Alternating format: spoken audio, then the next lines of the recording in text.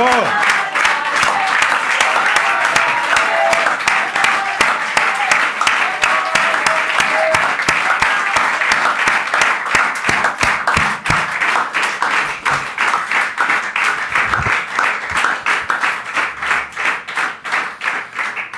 Ce soir, une nouvelle gauche, c'est une nouvelle gauche qui se lève dans le pays.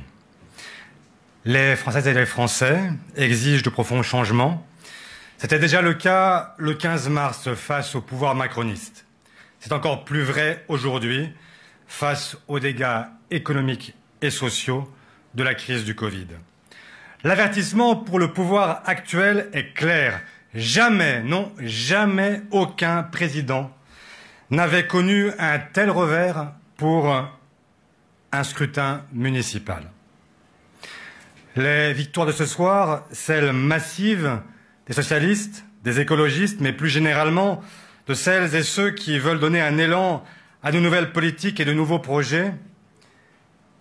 Dans toutes ces villes, c'est une nouvelle génération d'élus qui sera le creuset de cet espoir, de ce futur à réussir ensemble.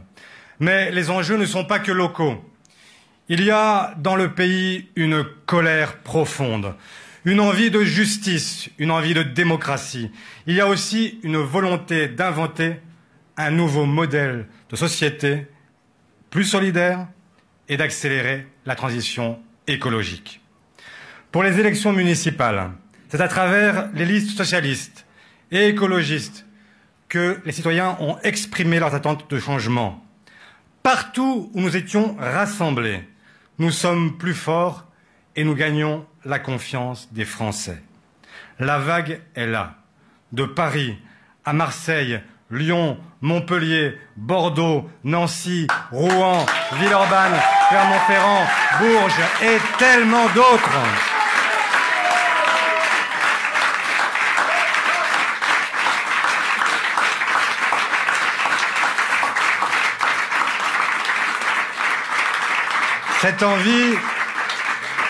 Cette envie de changement, cette espérance doit trouver maintenant un débouché national. C'est notre responsabilité de voir plus grand que les frontières et les étiquettes de nos formations politiques. Nous devons, dès ce soir, faire advenir partout en France cette gauche citoyenne, socialiste et écologiste qui plonge désormais ses racines dans nos villes et dans nos villages. C'est ce bloc que je porte depuis 2 ans avec tous ces maires qui ce soir font notre fierté. Oui, ce soir, l'espoir renaît pour la gauche, une soif de justice, une exigence de solidarité et un désir de responsabilité face aux défis climatiques. Un espoir dont nos concitoyens ont plus que jamais besoin, car les temps qui viennent, nous le savons, seront durs. Un espoir et en même temps une très grande exigence qui nous est adressée. Une exigence dont je m'engage à être le gardien. J'ai été élu, premier des socialistes, sur cet engagement, cette promesse de renaissance par les territoires et pour une gauche unie. Ce soir, nous y sommes parvenus.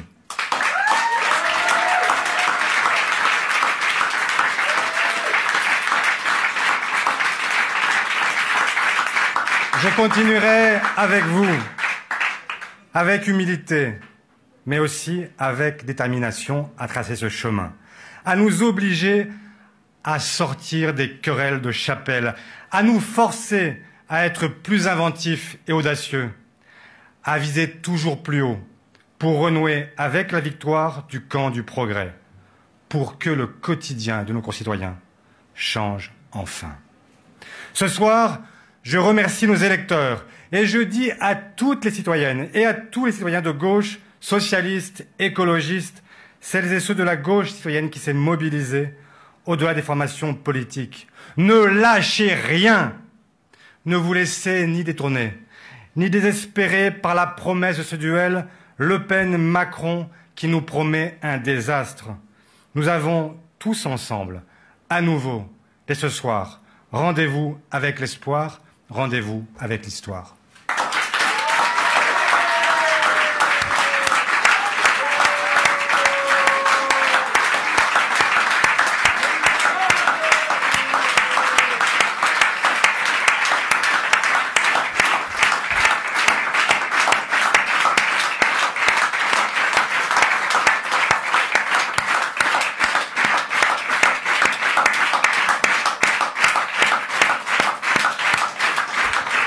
Bravo à toutes et tous ici, parce que je sais que tous ceux qui sont ici ce soir ont mobilisé, ont été depuis le premier jour dans toutes nos communes, j'allais dire les premiers de cordée. Non. Vous avez été les premiers mobilisés, vous avez été ceux qui avaient fait vivre cet espoir à un moment où personne n'y croyait. Et je me souviens de cette époque maintenant derrière nous, il y a 2 ans, au Congrès d'Aubervilliers, quand nous avons annoncé cette renaissance que nous souhaitions, mais au fond, ce pari fou, que personne ne nous créditait. Et ce soir encore, je vois que dans les commentaires, beaucoup ont essayé de commencer par Lille, espérant peut-être que cette ville tomberait et que nous pourrions écrire qu'il pourrait écrire une histoire, une page de l'histoire de la France sans nous. L'évidence, c'est le contraire. L'évidence, c'est que le maillage territorial, c'est vous, c'est nous. Et à travers ces conquêtes, nombreuses, très nombreuses, j'en ai cité quelques-unes, mais chaque minute nous apporte de nouvelles victoires. Et c'est quelque chose de puissant qui s'est passé ce soir. Et je voudrais qu'on s'en convainque tous ici et que dès demain, quand nous retrouvons dans nos fédérations, dans nos sections, que nous puissions à nouveau dire à nos amis, ça y est, c'est reparti. C'est reparti. Non pas seul, évidemment, et je nous avais engagé après les européennes, je vous avais dit que nous gagnerions les municipales, mais qu'il faudrait avoir la victoire modeste parce que nous ne la gagnerions pas seuls, et parce que chaque élection a son lot de gagnants et de perdants, et que personne à gauche aujourd'hui ne détient le leadership. Mais quelque chose se passe, vraiment. Quelque chose se passe vraiment dans ce pays. Il y a une soif d'autre chose. Et ce duel qui nous est annoncé depuis si longtemps, depuis au fond 3 ans, on nous explique semaine après semaine que nous sommes condamnés à un 2e tour entre Emmanuel Macron et Marine Le Pen. Je vous le dis ce soir. Maintenant, nous sommes entre nous. Et c'est un pari que je fais avec vous. Ce 2e tour n'opposera pas Marine Le Pen à Emmanuel Macron. Il y aura un homme ou une femme qui portera les valeurs de la gauche et de l'écologie. Et nous allons, nous, contribuer à le faire gagner ou à la faire gagner. Je ne sais pas son nom. Je ne dirai pas, comme un de mes prédécesseurs, qu'il n'a pas de visage. Il aura ou elle aura un visage. Elle aura même un nom et une adresse. Et celui ou celle-là, nous le porterons jusqu'à la victoire. J'en ai la conviction totale. Pour cela, il suffit d'une chose, que nous soyons capables de mettre dans notre poche tous nos égoïsmes partisans. Et nous avons été élevés comme ça. Nous avons été construits comme ça. Nous, les autres, chacun d'entre nous, depuis si longtemps, pense que c'est son drapeau et son drapeau seul qui doit l'emporter. Ce soir, nous avons fait une démonstration. C'est que ce drapeau commun, il est plus fort que chacun de nos drapeaux. Bien sûr, on pourra vanter les victoires socialistes ou les victoires écologistes. Mais la réalité, c'est que nous avons gagné ensemble. Et que, comme aurait dit Aimé Jacquet, Aimé Jacquet, on vit ensemble, on meurt ensemble, et on gagne aussi ensemble.